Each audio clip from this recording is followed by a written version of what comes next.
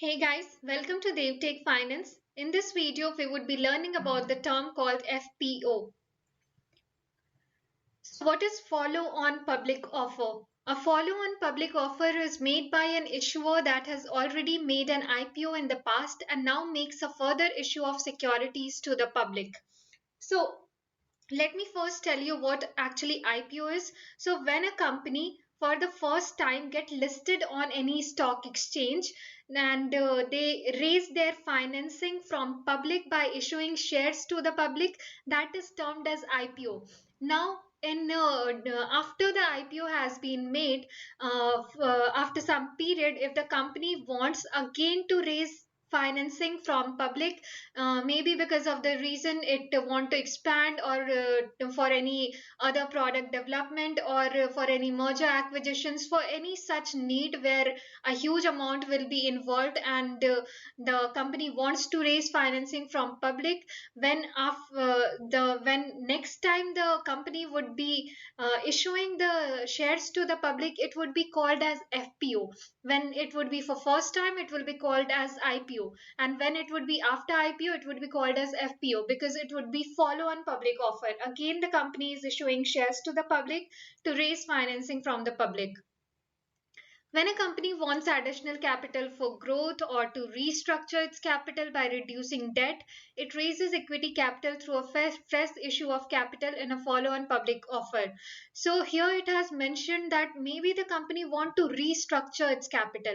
It means that the company prior it was having a need of about for example 50 crores. So in that the company has raised about 25 crores from public through equity shares and 25 crores as debt from loan from various financial institutions and banks. Now company wants that, it wants to reduce debt because in debt you have to pay the interest, you need to pay the EMIs, and that creates a burden and liability to pay at a fixed tenure of time. So company don't want to get debt trapped, and thus the company wants to restructure its capital, and thus it moves on to changing from debt to equity structure and raises finance from public again, because there you are providing ownership in your company.